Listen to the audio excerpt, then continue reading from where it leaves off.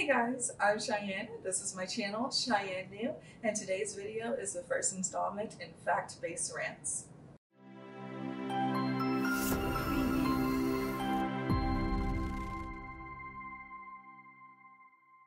Today's topic is obesity and weight stigma. As a kid, being over 100 pounds made me feel pretty safe. I knew not to enter a stranger's personal domain, and no grown man could pick me up after the age of 8. However, I did have the flaw of accepting any and all free candy offered. Sorry, Grandma. However, as a kid, you know the fundamental rules of life. Sharing is caring. So if I get poisoned, we're all going down. Now, I'm not glamorizing being fat.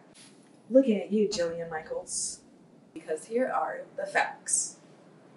Medical professionals view fat people more negatively. They're less likely to spend time with their patients, but more likely to order tests, meaning they're basically not looking into the causes of the symptoms, but just how to get them out the door. As early as 1993, before I was born, New York Times reported that fat women make significantly less than their normal-bodied counterparts.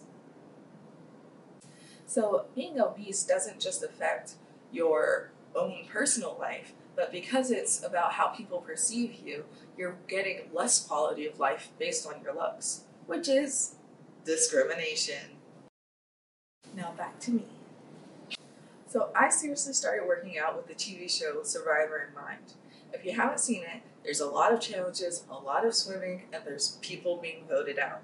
To ensure that I'm not first voted out for dragging down my tribe, I started working out. Though by the time I'm on the show, being a bad player could be a valid strategy. Thanks, Karishma.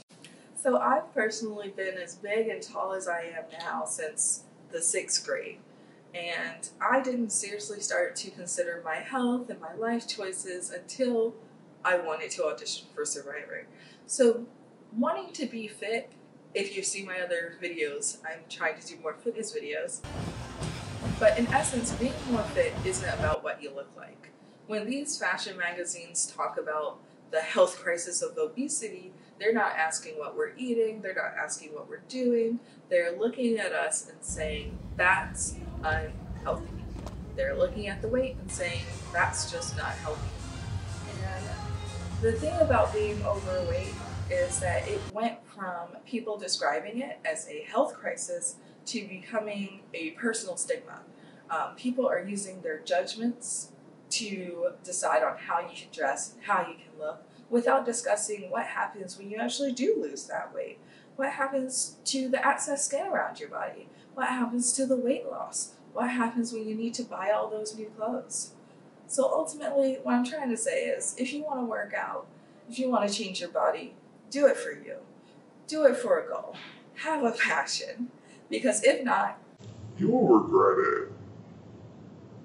So, if you do want to change, make sure it's a lifestyle choice instead of a diet. Because one of those isn't going to work out. So, if you want to make a change in your life or a change in your body, make sure that it's a change in your life, a positive change that you have decided on, and not some disappointment cycle that could lead to an eating disorder. That's all I got. Thanks for watching my video. I'm Cheyenne New. This is my topic on obesity and the weight stigma in America. Huzzah!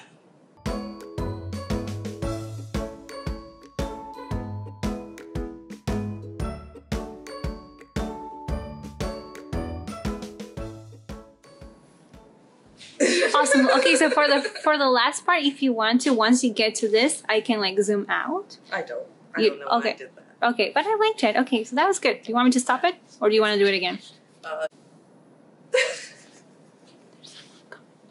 That's not Yeah, what I wanted to say at all. but that was really good. I actually liked it.